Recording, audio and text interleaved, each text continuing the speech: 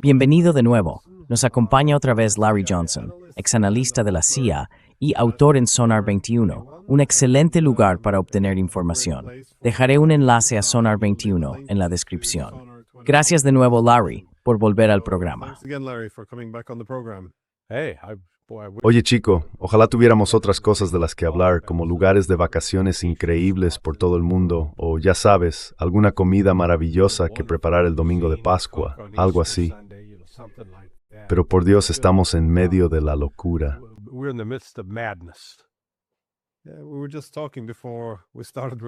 Estábamos hablando justo antes de empezar a grabar de que puede que Trump haya perdido la cabeza. Quiero decir, suelo decir que yo era de los que estaban entusiasmados u optimistas con su reelección. En cierto modo, me creí todo aquello del billete de la paz, acabar con la guerra de Ucrania, poner fin a las guerras eternas. Quiero decir, estaba incorporando a Tulsi Gabbard y pensé que eso era un buen motivo para ser optimista, ya que la alternativa era, básicamente, más Washington, más guerra. Pero supongo que no importa quién votes, salvo que Trump parece ser la retórica. Sí, es bastante preocupante. Acaba de hacer un anuncio diciendo que Irán tiene hasta el martes para llegar a un acuerdo. Y luego, y esto es una cita directa, de lo contrario, voy a hacerlo volar todo por los aires.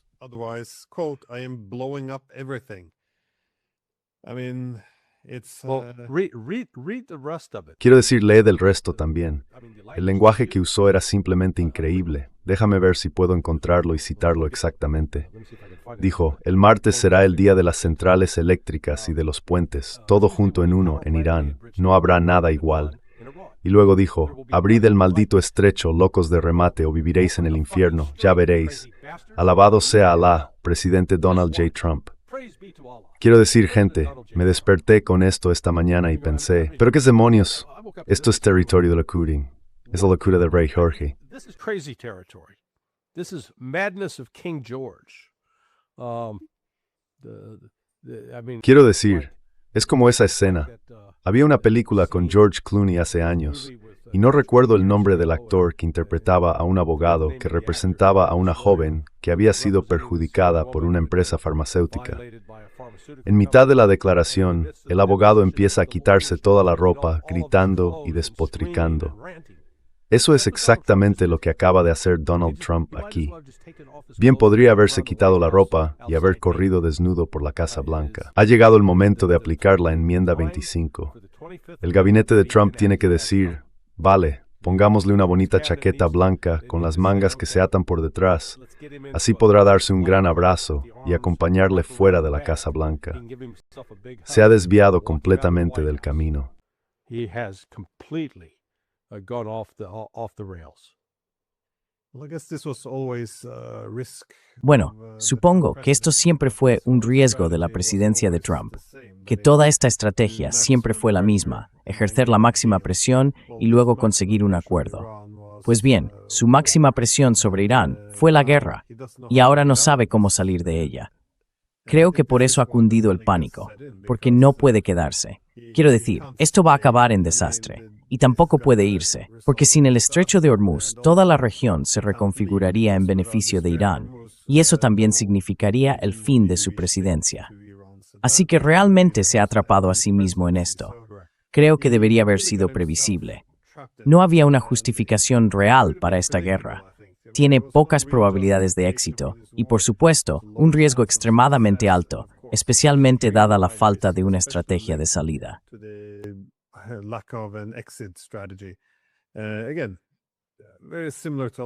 De nuevo, muy parecido a muchas de esas guerras interminables. Pero ¿cómo ves las cosas ahora? Con la escalada, quiero decir, puedo ver que va a hacer estallar todo lo posible. Incluso podría ir a por la isla de Kark. La represalia de Irán sería contra los estados del Golfo, no directamente contra Estados Unidos, así que podría ser un precio que esté dispuesto a pagar. Es un poco como con los europeos. Están dispuestos a luchar hasta el último ucraniano. Él podría estar dispuesto a hacer lo mismo con los estados del Golfo. Sí.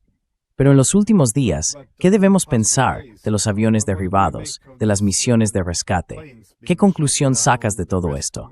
Porque se suponía que el espacio aéreo estaría despejado. Se suponía que tendrían dominio aéreo. Eso es lo que les dijo a todos.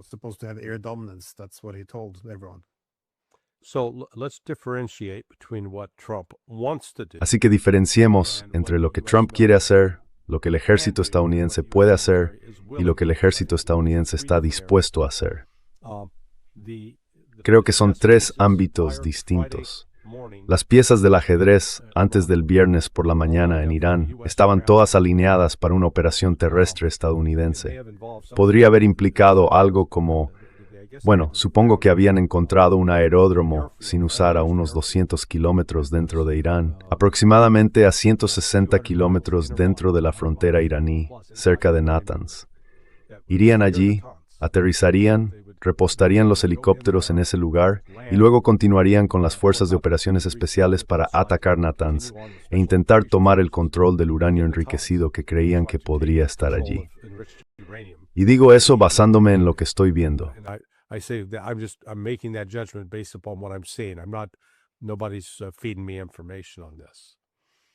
Nadie me está proporcionando información sobre esto, pero creo que, como parte de la preparación para esa operación, es cuando ese F-15 es derribado.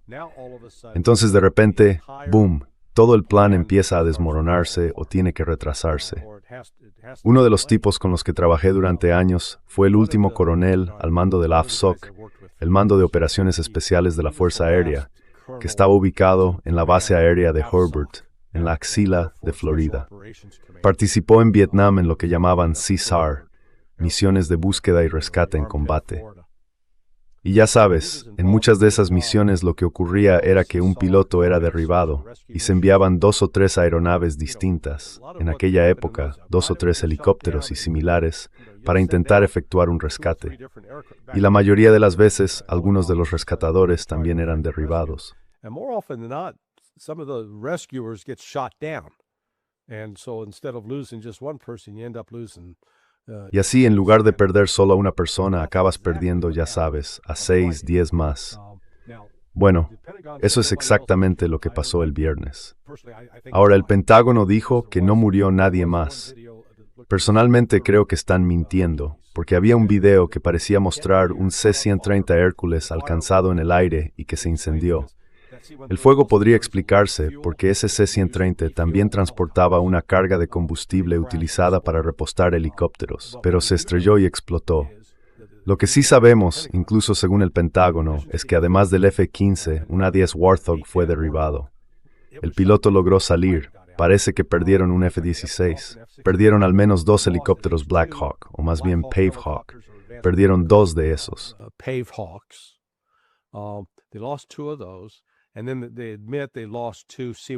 Y luego admiten que perdieron 2 C-130 que estaban en tierra y atascados. Así que el Pentágono afirma que los hicimos volar por los aires. Bueno, ya sabes, creo que esos 2 incluso podrían haber estado relacionados con esa operación. Pero cuando te sientas a intentar rescatar a un solo piloto, perdimos al menos otros 5 tipos de aeronaves, de ala fija y de ala rotatoria. Bueno, ya sabes, si tuviste tantas pérdidas por solo uno y fueron destruidas. Estados Unidos, ya sabes, el cuartel general de mando en la base aérea de MacDill, el cuartel general del CENTCOM y el Centro de Operaciones Aéreas Combinadas allí, que creo que sigue activo y funcionando en la base aérea de Al Udeid, en Qatar y en otros lugares, estaban, ya sabes, todos manos a la obra intentando encontrar y localizar a ese piloto porque no querían que fuera capturado por Irán.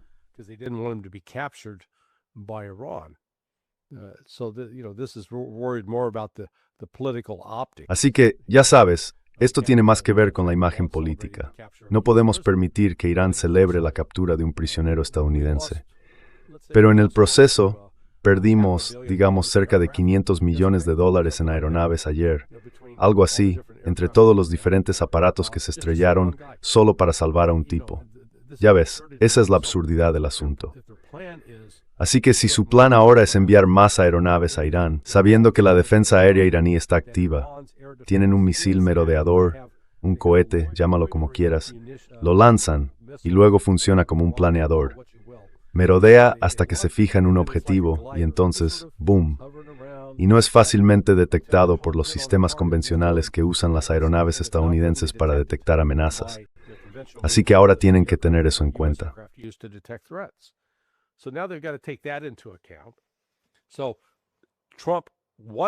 Así que Trump quiere lanzar una operación terrestre. No sé, ya sabes, no sé si es para tomar solo la isla de Karg o tomar la isla de Karg y luego atacar Natanz o Bushehr, una de las plantas nucleares, con una incursión de operaciones especiales, quizá intentar golpear una fábrica subterránea de misiles en Cachemira. No sé si es una o las tres cosas, ni cuán ambicioso es, pero quiere hacerlo. El ejército creo que ahora mismo, basándose en las pérdidas que sufrieron el viernes, está dando un paso atrás y diciendo, no estoy seguro de que podamos hacerlo.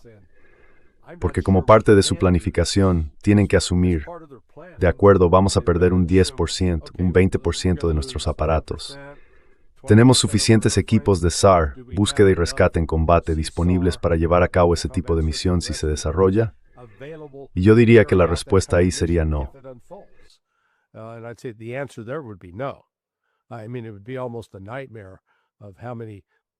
Quiero decir, sería casi una pesadilla la cantidad de aviones que tendríamos que desplegar en la zona, y eso de nuevo sería vulnerable a que derribaran más. Y luego está la cuestión, ¿están los militares o los oficiales superiores dispuestos a hacerlo? Creo que hay crecientes dudas en ese sentido. El optimismo y el entusiasmo iniciales que acompañaron a esta misión cuando lanzamos el ataque el 28 de febrero, eso se ha desvanecido. Ya sabes, esa especie de emoción que impulsaba sobre todo a los más jóvenes, ¿verdad? Los tenientes y capitanes que nunca habían vivido algo así estaban todos entusiasmados, como diciendo, sí, tío, vamos a la guerra.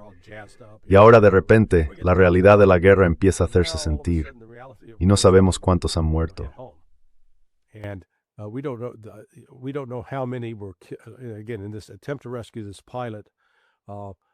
De nuevo, en este intento de rescatar al piloto, creo que probablemente murieron al menos 6 personas y varias resultaron heridas, quizá más de 10.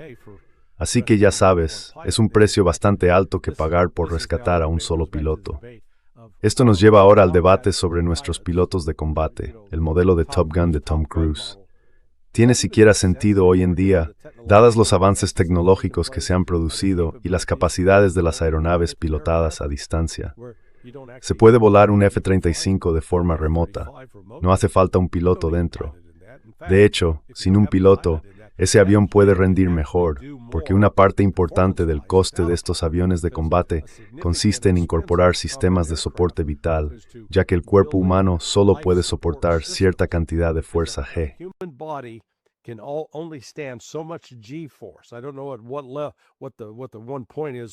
No sé exactamente en qué punto la sangre simplemente deja de circular en el cuerpo. No puedes vivir, no puedes sobrevivir a eso. En cambio, una aeronave sin un ser humano amigo puede hacer muchas maniobras. Y eso no se aplica solo a Estados Unidos, también vale para los rusos y los chinos. Pero aquí tenemos este sistema, sigue siendo un anacronismo del siglo XX. Si caes, iremos a rescatarte, y es algo honorable. Y escucha, los paracaidistas, ya sabes, los rescatadores de la Fuerza Aérea, son formidables. Son un grupo increíble. Los pilotos que están volando en particular, creo que había muchos pilotos de la Task Force 160 implicados en esto. Mucha gente muy valiente y capaz a la que se le pide hacer algo increíblemente estúpido.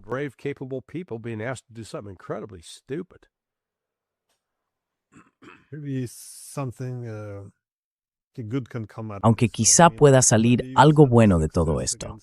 Quiero decir, cuando Estados Unidos tuvo aquel éxito contra Venezuela, eso alimentó una arrogancia que llevó al ataque contra Irán. Tal vez, ya sabes, un poco de humildad sea buena antes de que Estados Unidos empiece una guerra con Rusia o China, lo cual, ya sabes, podría acabar con el mundo.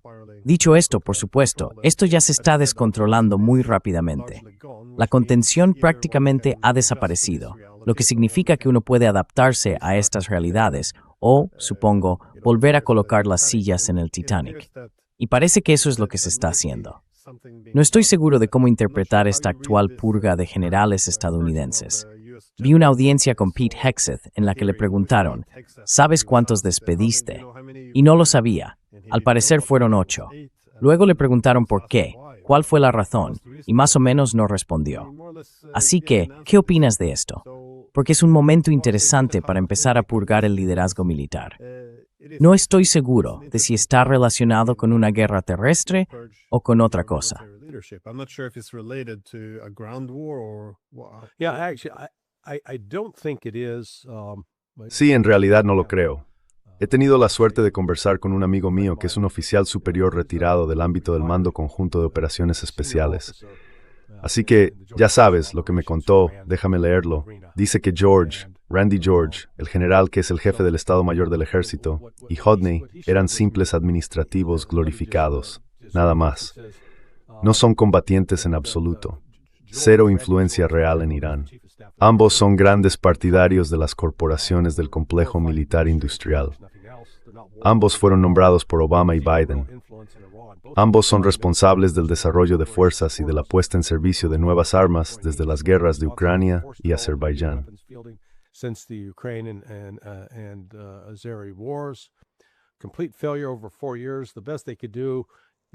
Fracaso total durante 4 años. Lo mejor que pudieron decir es que es posible acortar el ciclo de tecnología disponible y nueva para la guerra con drones a 3 años. Pero básicamente, ninguno de estos tipos que fueron despedidos, el capellán, Hodney y Randy George, está en la cadena de mando para decisiones operativas relacionadas con la guerra en Irán. No están en posición de que se les pida desplegar fuerzas o apoyar una operación. Ahora bien, eso no significa que no expresaran una fuerte desaprobación, es posible. Pero me sentiría más cómodo llegando a ese juicio si, desde que dimitieron o dejaron sus puestos, alguno de ellos hubiera salido a hablar públicamente.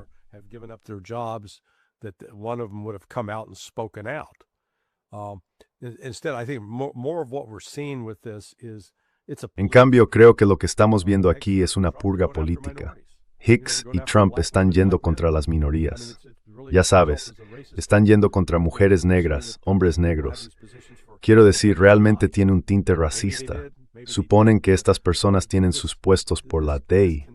Tal vez sea así, tal vez no, pero esto continúa una tendencia que realmente comenzó en serio bajo Barack Obama, la politización de los rangos superiores del ejército. Quieres personas que sean leales al presidente, pero su juramento es mantener, proteger y defender la Constitución, no la carrera política de Barack Obama, Joe Biden o Donald Trump.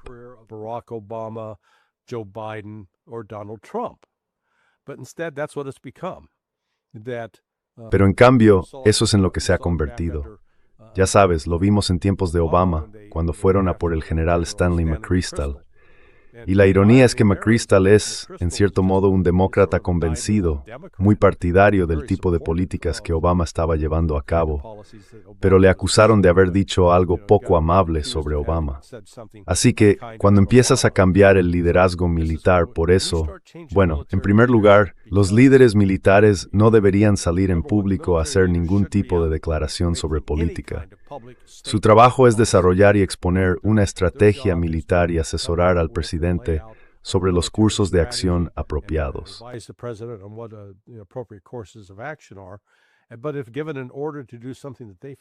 Pero si reciben una orden de hacer algo que consideren incorrecto, inmoral o ilegal, que dimitan y protesten. Pueden hacerlo, pero nadie lo ha hecho a lo largo de los años. Así que lo que tenemos es una especie de creación de un programa de guardia pretoriana en el que se deshacen de la vieja guardia leal a Joe Biden y traen a nuevos tipos que serán leales a Donald Trump. Y no quiero a nadie en el liderazgo que sea leal a uno u otro. Quiero a alguien que defienda la maldita Constitución. Así que lo que estamos viendo aquí es más bien una purga política. No creo que esté directamente relacionada con la guerra.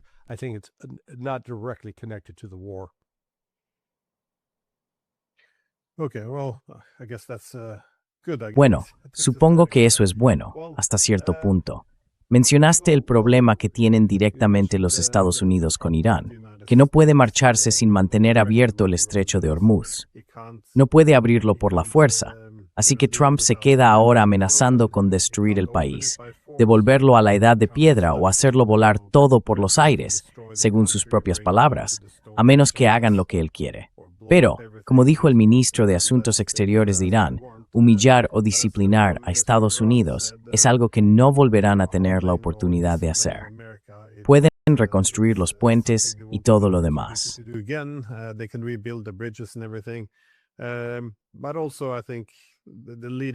Pero también creo que su principal preocupación es que si esto se percibe como un éxito para Estados Unidos, entonces Estados Unidos volverá más adelante para terminar el trabajo. Así que Estados Unidos está en una situación desesperada. Por supuesto, los iraníes también están sufriendo enormemente. Pero ¿qué sabemos de los israelíes en este caso? Hay un control muy estricto sobre la información que sale. Han impuesto muchas restricciones y los países occidentales, al menos sus medios de comunicación, las siguen con mucha obediencia. Aún así, a veces vemos que salen imágenes y tampoco están sin manipular.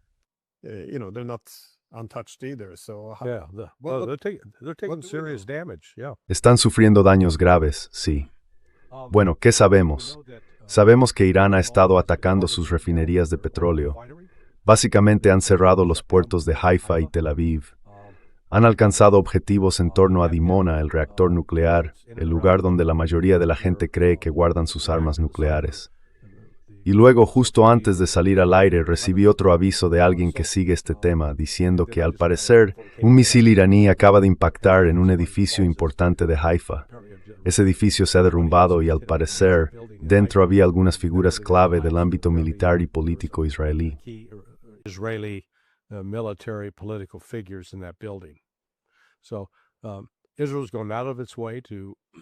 Así que Israel ha hecho todo lo posible por fingir que no está pasando nada. Pero por la información que sí se conoce, empiezan a verse videos en los que entran en el metro de Tel Aviv y la gente ha montado tiendas de campaña en los andenes, porque pasan tanto tiempo en esos refugios antiaéreos que apenas pueden vivir fácilmente en la superficie. Israel, por su tamaño, es un país muy pequeño y en cuanto a población, no tiene mucho. Ahora se ha encontrado con graves entre su ofensiva en sur de Lebanon.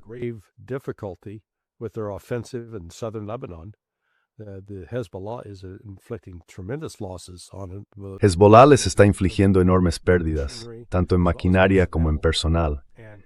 Y ahora Hezbollah dispone de drones FPV con fibra óptica, por lo que no están sujetos a la detección e interferencia habituales a las que se enfrentan los drones convencionales. No tenían eso en 2006. Así que además de los RPG, otros sistemas y drones, no me sorprendería que también tuvieran algún equipo avanzado estadounidense, cortesía de los ucranianos. Las armas sustraídas de la generosidad de Estados Unidos han acabado en manos de Hezbollah.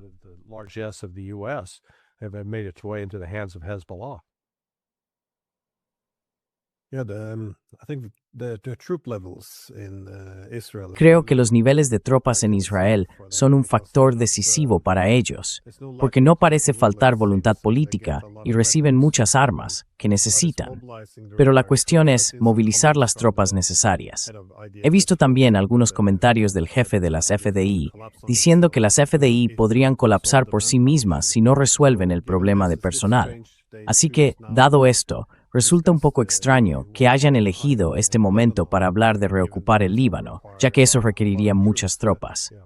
Pero más allá de esto, también he oído afirmaciones, al menos de Joe Kent, de que Israel está atacando y matando deliberadamente a las personas que negociarían en el lado iraní con Estados Unidos.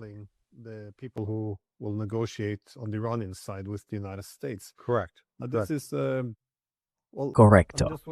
Esto es, bueno, me pregunto, ¿cómo se puede entender esto?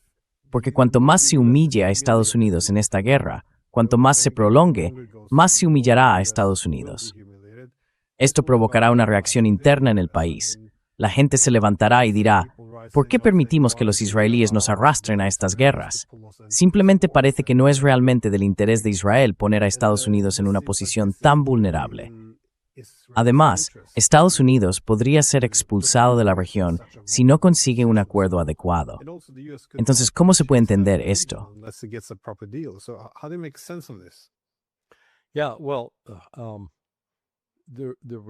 Sí, bueno, no se pensó en una estrategia ni en un plan para implementar esa estrategia. Se trata más de sentimientos, de emoción. Israel está guiado ahora mismo por esta mentalidad sionista extremista. Ahora, Bibi Netanyahu no es realmente un creyente. Simplemente sigue el juego porque le resulta políticamente conveniente en este momento. Pero personas como Ben-Gvir y Bezalel Smotrich son verdaderos creyentes en esto. Realmente piensan que lo que están haciendo es crear las condiciones que pondrán al pueblo en peligro de ser exterminado para que el Mesías regrese. So that the Messiah will return. I mean, it is this insane, ridiculous. Quiero decir, es una locura, un disparate teológico, pero ellos realmente lo creen. Están haciendo todo lo posible por fabricar el Armagedón para que el Mesías venga a salvarlos y al hacerlo, destruya a todos los amalecitas, complete la aniquilación de los gentiles malvados y se deshaga de los cristianos y los musulmanes. En su mente de eso se trata todo. Así que no podemos descartar eso como un factor. No podemos ignorarlo ni fingir que no importa. Importa absolutamente. Pero luego te enfrentas a la realidad. Y como señalaste, el ejército israelí es un ejército de reserva y en algunos aspectos se inspiró un poco en el ejército soviético.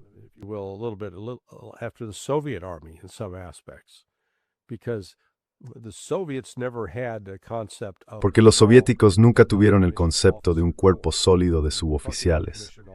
Y cuando hablamos de suboficiales, básicamente hablamos de sargentos, ya sea un sargento de personal, un sargento mayor, en fin, personal veterano que lleva en el ejército 10 años o más. Y claro, por esa longevidad han aprendido una o dos cosas sobre cómo sobrevivir tanto en la burocracia como en combate si es necesario.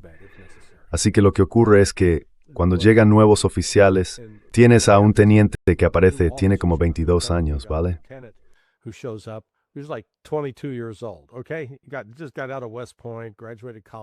Acaba de salir de West Point, acaba de graduarse en la universidad, no saben nada. Y entonces ya sabes, es cuando empiezan a ser adoctrinados. Normalmente están en una compañía como en el ejército de Estados Unidos, con un sargento de pelotón de unos 30 años. Así que ese joven de 22 años va acompañado por un hombre de 30, y si ese joven oficial es inteligente, escuchará lo que el de 30 tenga que decir. Pues bien, en el ejército israelí tienes a un capitán de 22 años y a un sargento de pelotón de 22 años. Es decir, tienes a gente que a su edad realmente no ha tenido experiencia. Es más bien una promoción política.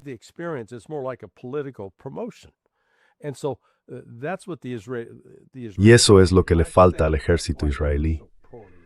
Por eso están tan mal disciplinados. Por eso son tan deficientes en sus tácticas sobre el terreno. Porque están dirigidos por personas que no tienen ni idea de lo que están haciendo. Y lo hemos visto una y otra vez a lo largo de los años. Ahora están hablando de intentar. Activaron a 300,000 reservistas para la guerra en Gaza y no la han ganado. No han derrotado a Hamas después de 2 años y medio. Y ahora están hablando de la necesidad de convocar a otros 400,000 reservistas. No creo que tengan tanta gente dispuesta a hacerlo.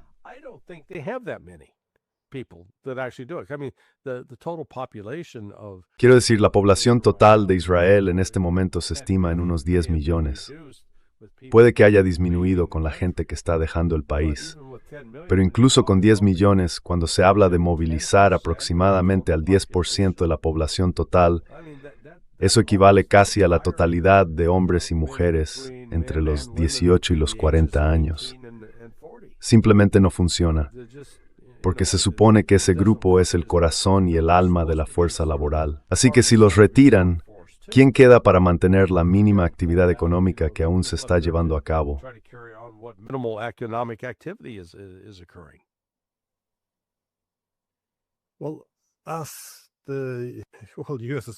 Bueno, mientras Estados Unidos se ha atrapado a sí mismo, los israelíes se están agotando.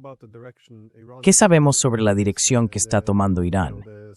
Es decir, ya sabes el segundo Jamenei ahora y la estrategia general de los iraníes. Porque bueno, por un lado, parece que una de las cosas más notables es cómo Irán simplemente sigue a Estados Unidos en esta escalada. Haga lo que haga Estados Unidos, Irán demuestra que puede hacer lo mismo. Y supongo que ese es el mayor elemento disuasorio. Es muy predecible. Una de las razones por las que creo que Trump aún no ha arrasado todo Irán, como ahora amenaza con hacer el martes, es precisamente porque ellos pueden hacer lo mismo contra los aliados de Estados Unidos. Pero, ¿cómo ves su estrategia más amplia? ¿Se trata solo de forzar a Estados Unidos a marcharse sin el estrecho de Hormuz? ¿Cómo lo ves? Without the Strait of Hormuz, or how do you see this? Yeah, no, I think Iran's now ultimate strategy and one hybrid. Sí, no. Creo que la estrategia definitiva de Irán, y una que según creo, tanto los rusos como los chinos respaldan, es romper el control y la influencia de Estados Unidos en el Golfo Pérsico. Muchos de los árabes del Golfo, en particular los emiratíes, cataríes, kuwaitíes, saudíes y bareiníes, han dependido de Estados Unidos, y Estados Unidos a su vez ha dependido de ellos. Ya sabes, especialmente con los saudíes y los emiratíes comprando una gran cantidad de bonos del Tesoro estadounidense, tienen una influencia bastante significativa sobre la economía de Estados Unidos.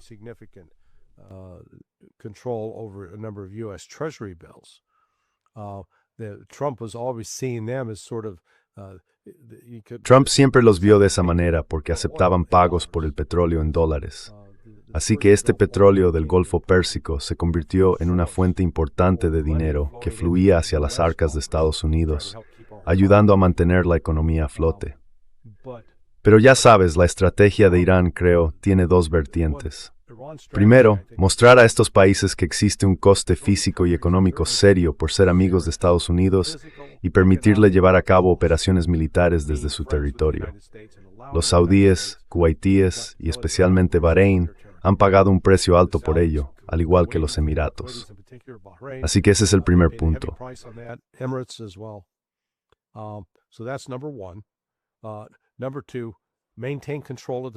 Número 2. Mantener el control del estrecho de Hormuz para poder presionar económicamente a esos países hasta el punto de que tengan que llegar a un acuerdo con Irán, y no solo con Irán, sino también con Omán.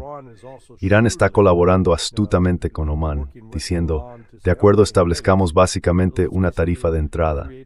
¿Quieres entrar en el Golfo Pérsico? Tienes que pagar una tarifa de entrada. ¿Quieres vender algo dentro o fuera? Con ese fin, Irán está diciendo ahora mismo, no vamos a dejar salir nada que beneficie a Estados Unidos o a Europa. Cualquiera que esté alineado con Israel o apoye los ataques de Israel contra nosotros no va a sacar ni un céntimo de aquí, incluidos los gobiernos. Hay serias preocupaciones sobre el suministro de alimentos en los Emiratos Árabes Unidos.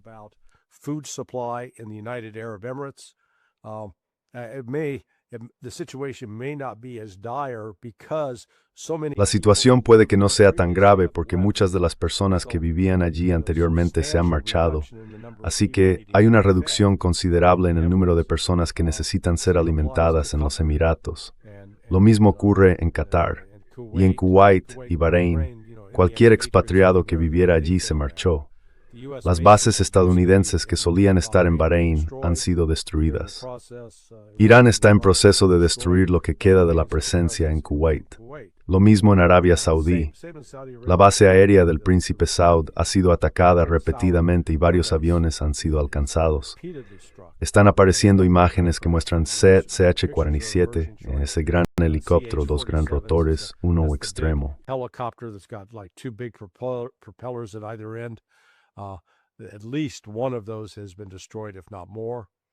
Al menos uno de esos ha sido destruido, si no más, en Kuwait, en tierra. Así que la estrategia de Irán es tomar el control del Golfo, tomar el control del petróleo, del gas natural licuado, de todo lo demás, y del fertilizante que sale de allí. Debido a la necesidad mundial de esos recursos, podrán controlar quién entra y quién sale. Y francamente no hay nada que Estados Unidos pueda hacer al respecto. Y China, ya sabes, algunos piensan que, como China tiene inversiones en los Emiratos Árabes Unidos y en algunos de estos países, eso es cierto. Pero lo que ha ocurrido ahora con Irán ha cambiado el juego de tal manera que las personas que quieren entrar o salir tienen que pagar la tarifa en yuanes, no en dólares.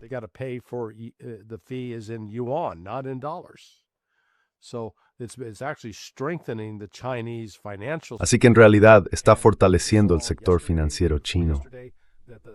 Y acabamos de ver, ayer o anteayer, que Deutsche Bank ha empezado a ofrecer bonos chinos en lugar de bonos del Tesoro estadounidense. Así que China está empezando a forjar algunas relaciones económicas con Occidente que en realidad son perjudiciales para Estados Unidos. Creo que eso es lo que Irán percibe como parte de esta estrategia. Aislar, sacar a Estados Unidos del Golfo Pérsico y orientar el Golfo hacia donde beneficia a China y Rusia. En ese sentido, Irán se ve a sí mismo como un futuro socio clave, tanto de China como de Rusia, en el crecimiento económico. Así que creo que esa es la estrategia más amplia aquí. I think that's sort of the broader strategy here. Sí, la guerra económica. Creo que eso se pasa un poco por alto y es un componente interesante de todo este asunto, porque en la mayoría de las guerras siempre hay un fuerte incentivo económico. Es decir, siempre vemos que cuando Estados Unidos entra en guerra, el valor de las acciones de las compañías petroleras sube, las de los fabricantes de armas también. También vemos beneficios económicos, por ejemplo, en la guerra por delegación contra Rusia. A medida que la guerra continúa, los europeos, por supuesto, se vuelven aún más dependientes de Estados Unidos. Están dispuestos a firmar acuerdos comerciales horribles, compran armas a Estados Unidos y se puede despojar a los ucranianos de sus recursos naturales. Hay mucho que se puede hacer para perseguir beneficios económicos en tiempos de guerra.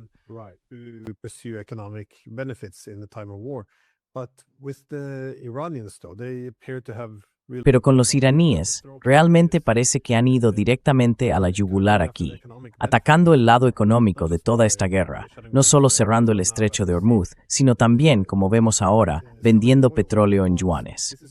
Esto ya está ocurriendo. Es algo bastante extraordinario, y no hay mucho que se pueda hacer, salvo destruir completamente Irán y esperar que una brutalidad masiva la obligue a arrodillarse y hacer lo que Estados Unidos diga. Pero eso también cuesta imaginarlo. Así que surge la pregunta, ¿hacia dónde va exactamente todo esto? Porque el martes, Trump tendrá que dar marcha atrás de una forma muy humillante o incendiar todo Oriente Medio. Es difícil decir cuál de las dos cosas ocurrirá.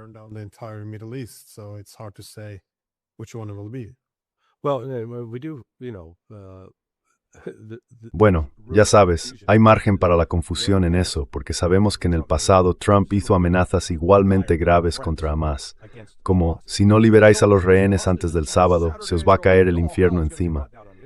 Y no pasó nada. Así que espero que sea el mismo caso aquí, que solo esté echando humo, desahogándose. Si decide atacar e intentar destruir la capacidad de Irán para exportar petróleo, estará agravando el dolor económico que los ciudadanos estadounidenses ya están sufriendo. El precio de la gasolina está subiendo, se está acelerando, no desacelerando. Hace una semana, aquí en Florida, el 27 de febrero, pagábamos $2,54 por galón. Hasta hace una semana era de $3,64 por galón, así que ha subido $1,10. We were paying $2.54 a gallon. As of a week ago, it was paying $3.64 a gallon, so it had gone up $1.10. And then yesterday, when I went to fill up again, y luego ayer, cuando fui a llenar el depósito otra vez, había subido otros 30 centavos. Así que ahora está a $3,95. Va a superar los $4 muy pronto. Y ya sabes, sé que hay lugares en el mundo donde la gente dice, oh, eso es barato. Pero te digo, esto es Florida, que está acostumbrada a una gasolina relativamente barata. Eso está ocurriendo en todo el país. De hecho, hay algunos lugares aquí en Florida donde se quedaron sin gasolina, no quedaba más. Así que el descontento entre los estadounidenses por los costes económicos que acompañan a esta guerra, y lo que no entienden es que supongamos que bajo el pensamiento mágico de este mundo, los iraníes el martes dicen, de acuerdo, nos rendimos, el estrecho está completamente abierto.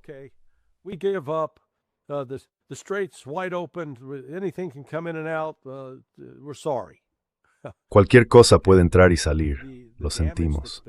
Bien, los daños que se han producido en las instalaciones de producción de los Emiratos Árabes Unidos, Arabia Saudí, Kuwait y Bahrein son importantes. Así que no se trata simplemente de accionar un interruptor y que el petróleo vuelva a fluir. Habrá que hacer reparaciones de envergadura, y eso podría llevar meses, o en el caso de algo como la fundición de aluminio, años. Simplemente años para volver a poner parte de eso en funcionamiento. Y aunque empiece a fluir el petróleo, Esos barcos que están ahí fuera ahora mismo, los que ya están en el mar, están cobrando $140 por barril por ese petróleo. Los futuros del Brent son más bajos, rondan los $111 por barril. Oil future for Brent is lower. It's like $1.11, or I mean $111 per barrel. But that because they're betting in the future that this Porque están apostando a que este aumento de precios va a terminar. Así que ese petróleo a $140 el barril ahora probablemente suba a 200. Los efectos en cascada de este tipo de incremento en el combustible son enormes. Y luego empezamos a entrar en las complicaciones de lo que esta guerra ha hecho al transporte aéreo internacional. Hay varias aerolíneas que muy probablemente se declaren en quiebra, porque en primer lugar, se enfrentan a mayores costes de combustible. Van a tener que subir los precios de los billetes para los pasajeros. Qatar Air solía volar regularmente hacia y desde Doha, pero ahora no lo está haciendo. Lo mismo ocurre con Emirati Air. Dios, y esa es una gran aerolínea, tengo que decirlo. He volado con ella antes, en clase business, y es lujosa. Pero ya sabes, no están haciendo mucho ahora. Así que eso está poniendo fin a ese tipo de vuelos.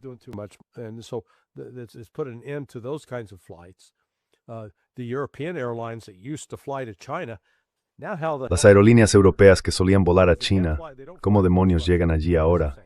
No pueden sobrevolar Rusia por las sanciones. Así que lo que esto ha abierto es una nueva ventana económica para China. Las aerolíneas chinas, amigo, vuelan directamente a Europa. ¿Quieres ir a París o a Roma? Pues sal de Pekín o de Shanghái, porque ellas vuelan directamente sobre Rusia. No tienen que preocuparse por las sanciones. Así que los chinos ahora pueden volar a lugares a los que las aerolíneas estadounidenses y europeas no pueden. Aún no hemos visto las consecuencias de eso. Eso es lo que digo. Hay tantas capas y niveles en la economía de todo esto que ni siquiera los analistas financieros están prestando mucha atención todavía. No sé si Irán entendió eso al principio, cuando cerraron el estrecho de Hormuz, pero si no lo hicieron, estoy bastante seguro de que ahora lo tienen muy claro.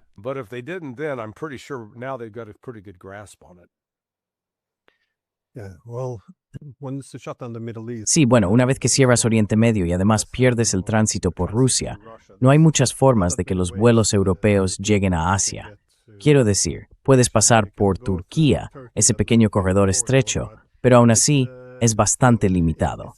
Y sí, ya sé que British Airways dijo que era injusta la competitividad de China. Sí.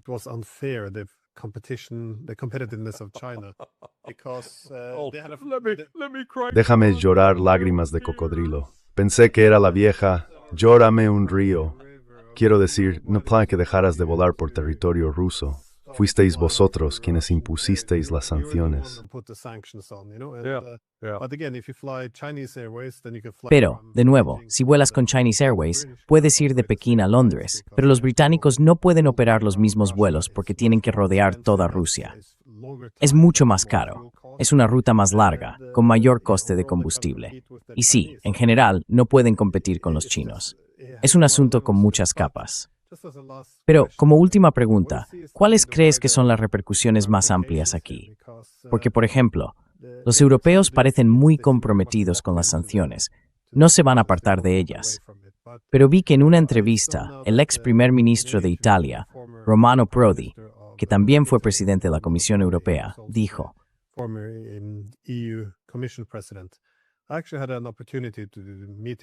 en realidad, tuve la oportunidad de conocerle una vez en Kazajistán.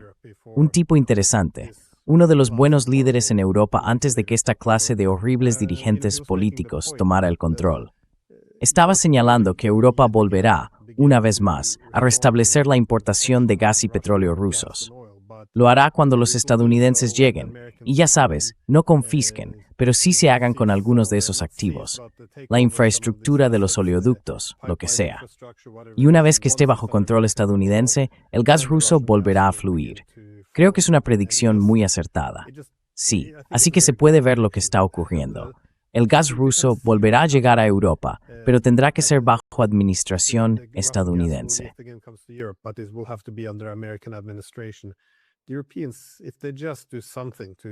Los europeos, si actúan hoy, si lo hacen ahora, todavía pueden salvar sus economías. Pueden evitar esta desindustrialización, o al menos ralentizarla. Podrían mantener el control de su propia infraestructura energética, pero saben que si no lo hacen, perderán su autonomía económica. Y sin embargo, no hay corrección de rumbo. La dirección que seguimos es muy predecible, pero no se hará nada. ¿Cómo ves ahora las repercusiones más amplias de lo que está ocurriendo en Irán? Porque como dije, no trata solo de la energía, también del transporte aéreo. Está afectando a todos los sectores ahora.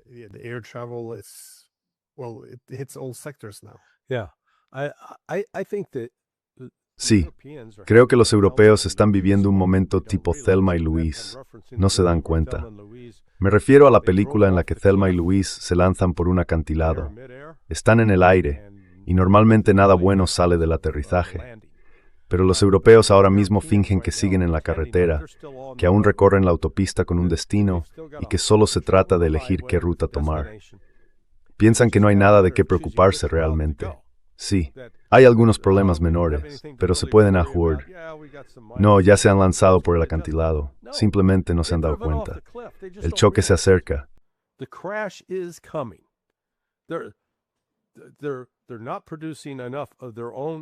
No están produciendo suficiente combustible, petróleo ni productos petroquímicos propios para sobrevivir.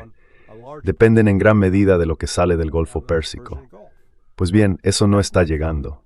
Ahora están pagando precios mucho más altos por el petróleo y el gas natural procedentes de Estados Unidos.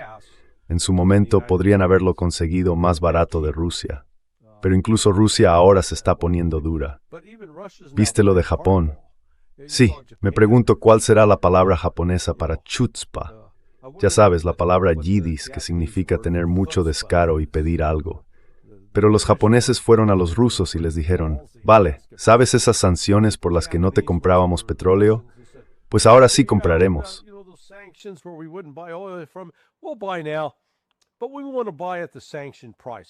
Pero queremos comprar al precio sancionado, $47 por barril.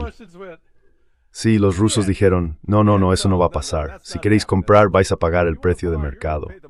Y los japoneses dijeron, bueno, necesitamos algo de gas. ¿Podemos hablar con vosotros sobre eso? Y los rusos básicamente respondieron, si venís a hablar de un precio sancionado, os diré una cosa, levantad todas las sanciones. Si vais a mantener las sanciones contra nosotros, no os venderemos ni una maldita gota de petróleo, así que resolvedlo vosotros. Desde ese punto de vista, Rusia tiene el control de la situación de una forma muy clara. Ahora puede plantar cara a esos países que quieren mantener las sanciones, pero que aún necesitan petróleo y gas natural.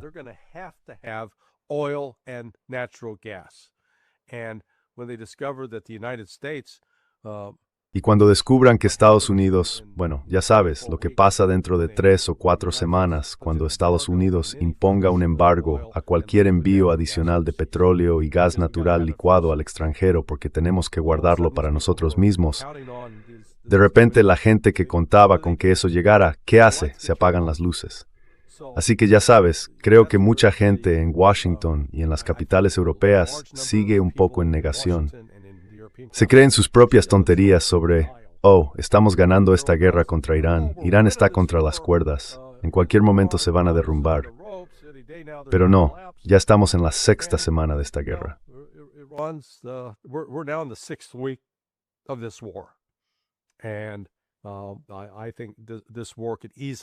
Y creo que esta guerra podría fácilmente prolongarse otros 3 o 4 meses. Y dicen, de acuerdo, bueno, al final Irán quedará arruinado. El mundo quedará arruinado. De acuerdo, el mundo, la interrupción de las cadenas de suministro va a producirse, va a provocar hambrunas, hambre. No quiero sonar tan apocalíptico, pero esto no es un pequeño bache en el camino, es una gran emergencia y el mundo sigue negándose a aceptarlo como tal. Y si Trump cumple con las amenazas que hizo esta mañana, esto realmente va a llevar las cosas a otro nivel y, en mi opinión, aumentará la probabilidad de una auténtica guerra mundial en la que participen otros países. Me cuesta imaginarlo.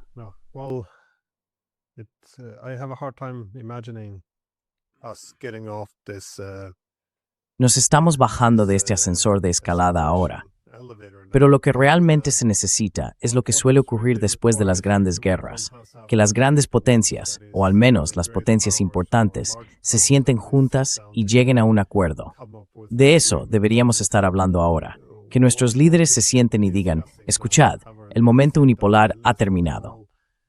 Toda la idea de que de político domine el mundo después de la Guerra Fría, este sistema evidentemente ha llegado a su fin. Tenemos que iniciar algo nuevo.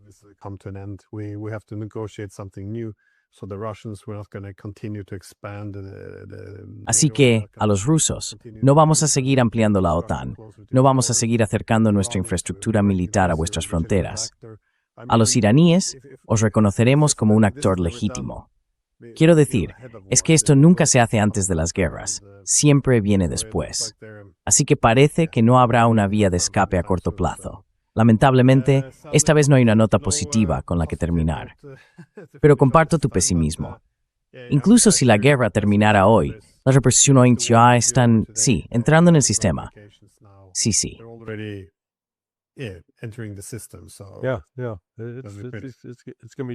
Va a ser difícil, así que la única buena noticia de todo esto es que todavía tendremos algo de lo que hablar la semana que viene. Trent nos mantiene ocupados, Dios mío. Eso es una cosa, Jesús. Vale. Bueno, gracias de nuevo y que tengas un fin de semana encantador, lo que queda de él. Tú también, Glenn. Disfruta de tus vacaciones. Intenta más. Descansa y con niños. Larry. Vale, adiós.